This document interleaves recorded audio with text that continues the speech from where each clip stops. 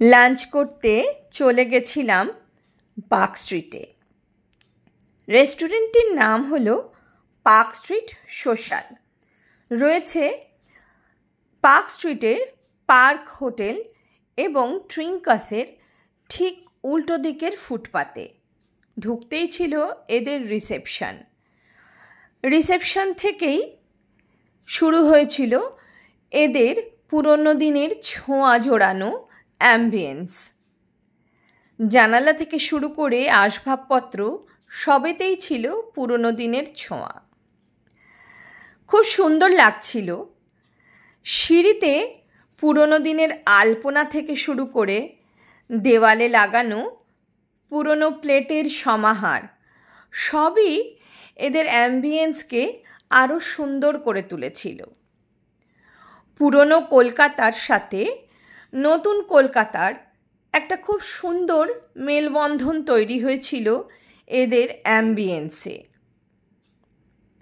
Second ফ্লোরেও জানালার যে সুন্দর কারুকার্য তা মনে করিয়ে দিচ্ছিল পুরনো দিনের কলকাতা। আজকে আমরা এসেছি পার্ক স্ট্রিট সোশ্যালে। অ্যাজ ইউ ক্যান সি, হ্যাঁ, ভালো করে আবার দেখিয়ে দিই, দাঁড়া। সবটা এটা সেকেন্ড ফ্লোর। অ্যাম্বিয়েন্স দারুণ সুন্দর, পুরনো কলকাতার ছোঁয়া রয়েছে অ্যাম্বিয়েন্সের মধ্যে। জানলাগুলো তো লাভলি লাগছে দেখতে। সব থেকে সুন্দর লেগেছে আমার অর্ডার দেওয়ার পদ্ধতিটা। স্ক্যান করবার পর তোমার ফোনেতেই অর্ডার হয়ে যাচ্ছে, আর ওয়েটারকে ডাকতে হলে জাস্ট এই বাজারটা প্রেস করতে হবে। অর্ডার দিয়ে দিয়েছি, বাট খাবার দেখা করবো। Bye bye.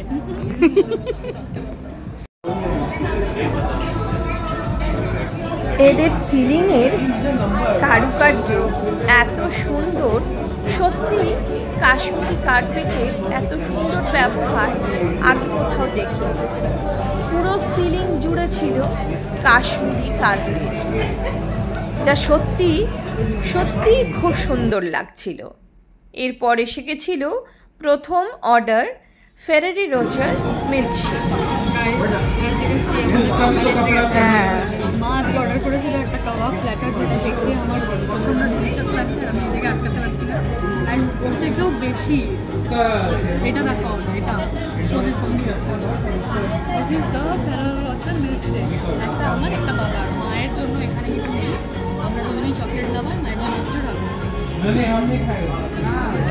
কাবাব প্ল্যাটারটা বারবার দেখাতে ইচ্ছে হচ্ছে, এত সুন্দর করে সাজিয়েছে। ক্যামেরাটা অ্যাট্রাক্টেড হয়ে যাচ্ছে ওটা।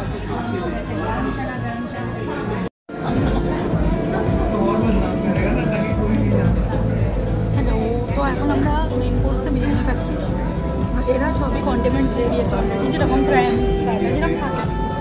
খালি সেটা বিরিয়ানিটা খারাপ না, অনেক ধরনের স্পাইসেস দেওয়া আছে, তো যাদের যেরকম পছন্দ তাদের বিরিয়ানি। খাবার শেষে এরা দিয়ে গেছিল এই টিনের বাক্সটার ভেতরে ছিল এই বিল। মনে করিয়ে দিচ্ছিল ছোটোবেলায় স্কুলে যাওয়ার অভিজ্ঞতা। ছোটোবেলায় আমরা এই ধরনেরই টিনের বাক্স নিয়ে স্কুলে যেতাম। বেশ নস্টালজিক না? এরপর আমরা সেকেন্ড ফ্লোরেরই খোলা এরিয়াতে বসে বেশ কিছু ফটোশ্যুট করেছিলাম। ওপরের রুফটপ বন্ধ ছিল। সব মিলিয়ে আজকের দিনটা বেশ ভালোই কেটেছিল।